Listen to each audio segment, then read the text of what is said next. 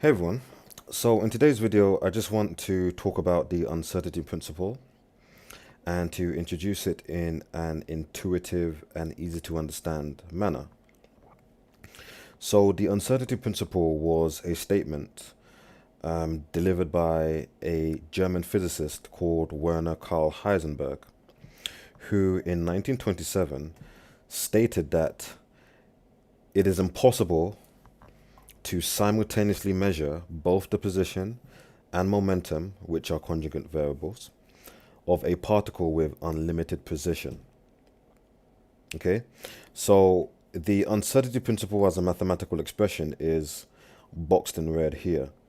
That is the change, the uncertainty in a particle's position multiplied by the uncertainty in a particle's momentum has to be more than or equal to this very tiny number. Now this very tiny number h, is basically Planck's constant, okay?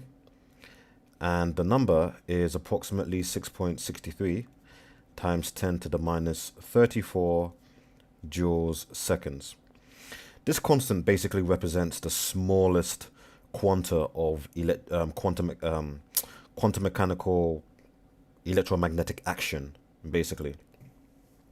In wave particle duality, when we are describing light as a photon, the Planck's constant basically relates the frequency or the wavelength of light to how much energy it carries. Okay, so it's a very small number.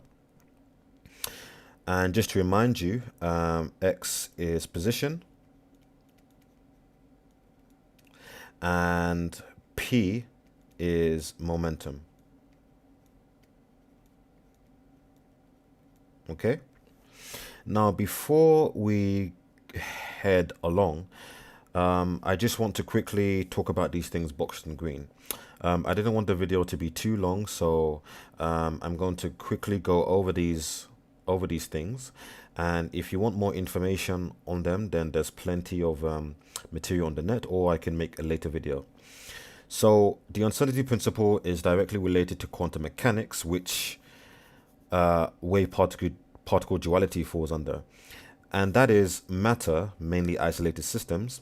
By isolated systems, I mean single body systems, such as single electrons, or very simple systems such as a hydrogen atom. That is, matter can be described using both particle and wave descriptions. Okay, so matter can either have wave behaviors or particle behaviors. The de Broglie wavelength, also under quantum mechanics, relates an entity's wavelength to its momentum. Now, I say entity because we could either be talking of a pure wave or a pure particle, whether or not they have particle duality, wave particle duality. And everything does have wave particle duality, but some look like particles more than others that look like waves. Okay, so that's why I said entity, and that is the wavelength of that particular entity is equal to the Planck's constant divided by its momentum. So something with a lot of momentum will not be very wave-like, but something with a very small amount of momentum will look more and more wave-like. Photon. So with the advent of quantum mechanics, we stopped talking about light as just a simple wave. Instead, it is a photon, and a photon is a fundamental quantum mechanical particle. All right, so all light are just photons, and photons both have wave-like properties and particle-like properties. Okay. Also, wave function. The wave function is a mathematical description of a quantum state of an isolated system. That is, if I'm traveling to the airport and I produce to you my ID card or my passport, that's basically a short description of who I am and what I am. Okay, this is ID in the quantum world, wave function. Now moving over here, wave-like properties, wave-like behaviors, as we remember from school, are things like diffraction. That is, when light passes through a gap or interacts with an object, it spreads out. Okay, diffraction. And for very good diffraction, now this is very important for what we're going to do in a bit. For very good diffraction, the wavelength of the light must be similar to the gap size or to the dimension of the object that it is interacting with. Reflection, that is when the angle of incidence of light equals the angle of refraction. So, when you look in a mirror. Refraction, that is how light changes direction when it enters into a different medium. So imagine light traveling from air into glass and back out again. It will change direction.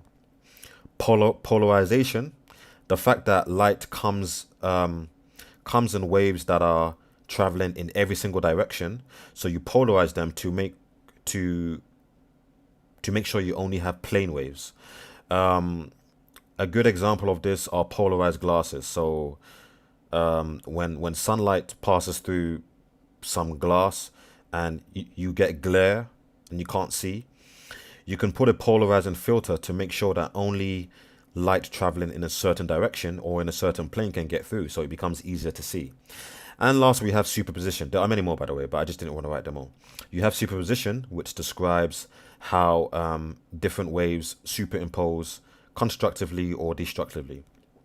Then we have particle-like behaviors. Point scattering. Imagine playing snooker and you hit the white ball onto a black one and you scatter the black ball. Instantaneous energy transmission. The fact that in particle behavior, energy is transmitted immediately. It's either you have the energy to make something happen or you don't have the energy to make something happen. Okay. Line spectra. So when we talk about electron energy levels and the fact that electrons in bounded energy levels need a specific amount of energy in order to be promoted to a higher energy level. Straight line propagation, the fact that matter is likely to travel in straight lines. Momentum, the fact that matter is massive, matter has mass, and therefore the product of its mass multiplied by its velocity gives it momentum. Okay. All right. So before we actually head on to explaining the uncertainty principle in an easy to understand way, let's first of all talk about waves, okay, and how the energy of a wave is related to its amplitude, okay, because this is very important in what we're about to do. Okay, so a standard wave equation is this. That was badly drawn, so that's meant to be sine omega t. Okay, and now the quantities that I've just written are y for displacement. Now displacement in this sense describes when light or any wave is traveling through a medium, it deposits energy. And it deposits energy into the particles that constitute that medium. When energy is deposited, they get displaced, they start moving. So this y displacement in meters basically describes how much the medium is moving due to the action of the wave traveling through it. We have A for amplitude. Amplitude. That's also in meters. And that describes the maximum displacement. Amplitude is basically maximum displacement. Okay. We have sine, which is a trigonometric function. And then we have omega, which is called the angular frequency. Okay. The angular frequency. And that's typically in rads per second. Okay.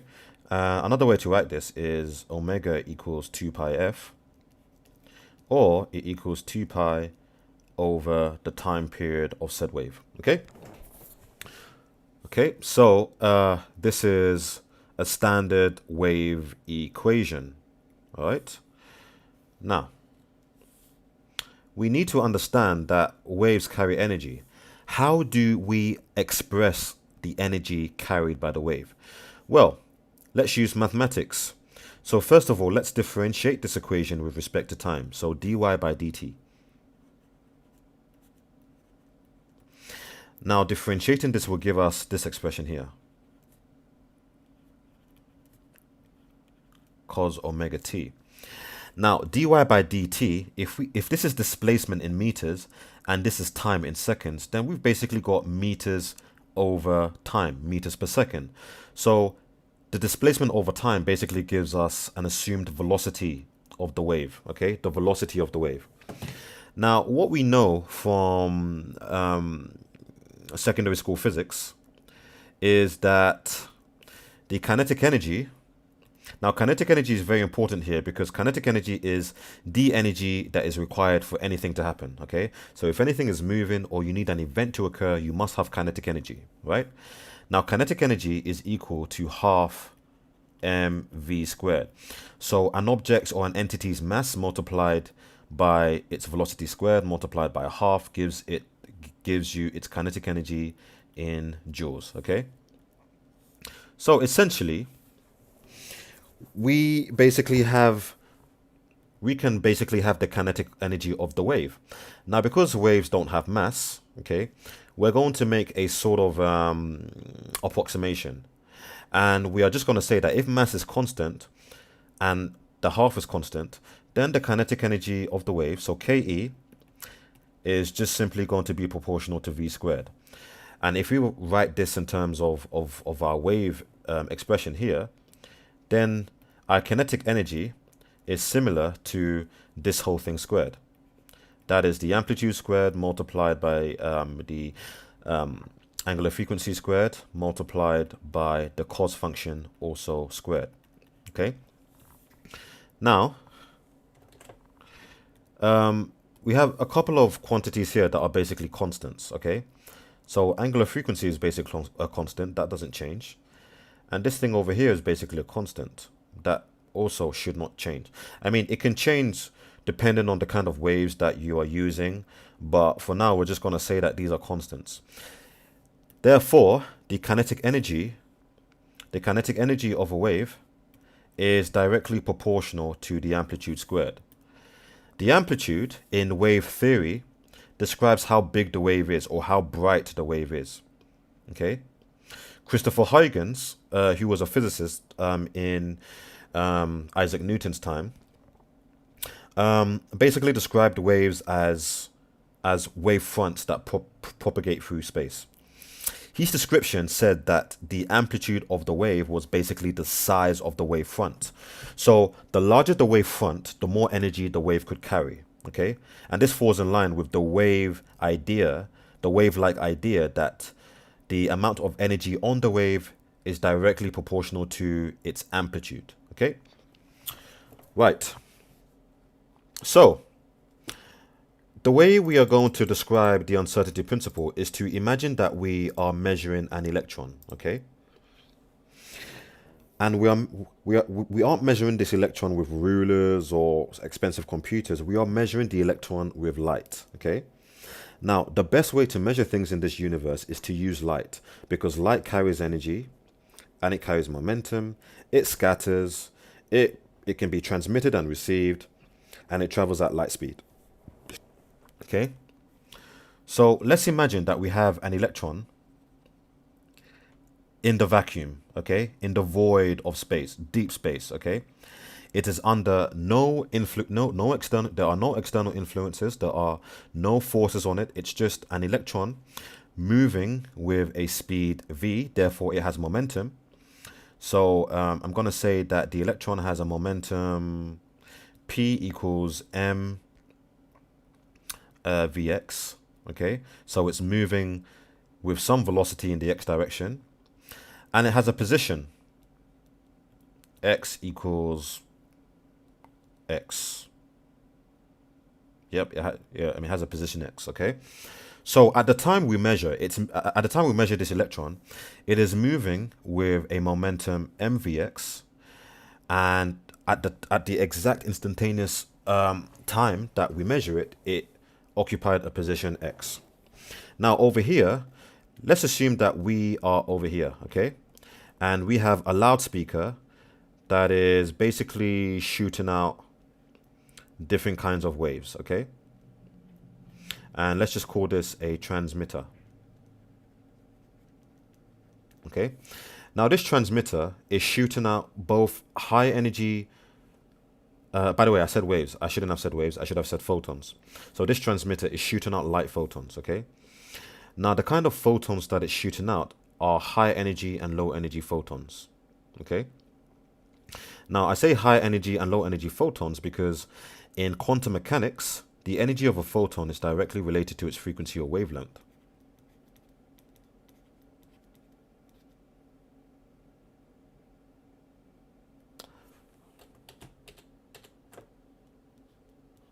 Okay, so the larger the frequency of the photon, the more energy it has. The larger the wavelength of the photon, the less energy it has. Okay, and I'll just box that for reference. Okay, so let's assume that we are shooting both low energy photons. So I'll denote these using red pen. And we are shooting high energy photons, and I'll denote these using blue pen.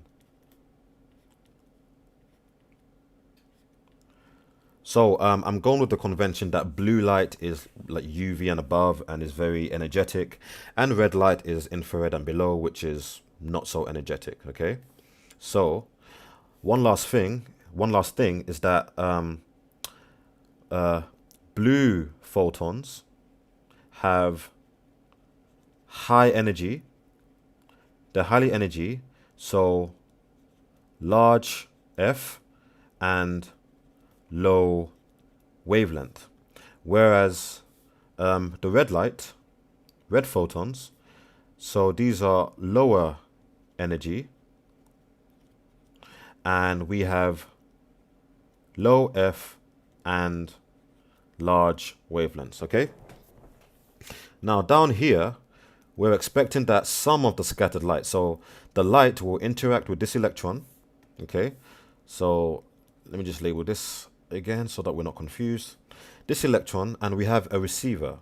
I'm going to shape this receiver like as if it's a Faraday cup. Okay, and we are us also here, and this is our receiver. Okay, transmitter, receiver, and we are going to get some of the scattered light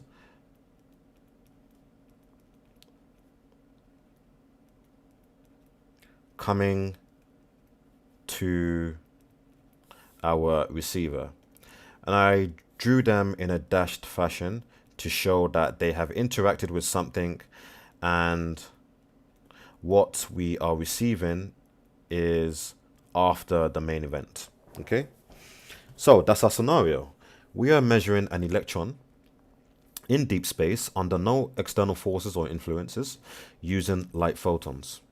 Now, a bit of information, extra information for you, is that the mass of the electron is approximately 9.31 times 10 to the minus 31 kilograms. So an electron is tiny, okay? It's very, very tiny. It's a fundamental particle, a lepton, and it's very, very tiny. The radius of the electron is of the order 10 to the minus 18 meters. So it is tiny, okay? Very, very, very tiny object. Now, let us shoot light at said electron and see what happens. Okay, so first of all, let us shoot red light. So let's shoot red light. The red light will interact with the electron, scatter, and come back to us. Okay. Now the point is that we are going to measure the resulting wave function. We are going to measure the resulting wave function of the backscattered light. Okay. Our y-axis is going to be the amplitude of the wave function. So the wave function is psi, and the x-axis is going to be the position. Okay. Now, when we use red light, we are going to get this pattern here.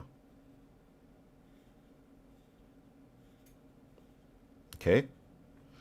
So you can pause the video and just try and describe it in your head to see what it might represent. Bear in mind, I'm not a very good artist, so these all have to be the same height and the same depth, and they need to be equally spaced. Okay. The first thing we notice is that the amplitude of the wave function is clearly defined. Okay, the amplitude of the wave function is clearly defined. Since the amplitude of the wave function is clearly defined, so A is clearly defined. Since A is clearly defined, and we know from wave theory that the energy of a wave is proportional to the amplitude squared, it means that it is very, very easy to pinpoint or measure with precision the momentum of the electron, because momentum is directly related to the energy. In fact, as far as I can remember, the kinetic energy of an electron is equal to its momentum over that. So this means that if mass is constant, then the momentum of any particle is directly related to the kinetic energy. So if we can clearly define the amplitude of the wave function, it means we can measure the momentum of the electron with great precision. Okay? However, what do you notice about the position of the wave function? Look here. The position of the wave function is spread all throughout space. This means that we have a large uncertainty in position. Okay, we don't know where this wave function is localized. It could be anywhere in space. We don't know. Okay, we have no clue, and this is because the the wavelength of the red light is a lot larger than the size of the electron, so it didn't scatter much. It just transferred a bit of energy and came back, and we got a wave function which told us about the energy of the electron. But because there wasn't a lot of scattering, okay, due to the lack of diffraction, we couldn't possibly pinpoint where the electron is or was in space. Okay, so the uncertainty principle is still obeyed. That is, the uncertainty in position is way up there. The uncertainty in momentum is way down there, and it is still going to be more than or equal to 2 pi over lambda, which still happens to be a very small number. Okay, so we've just shot red light. Okay, now let us shoot blue light. Let us shoot higher energy light. So now let us shoot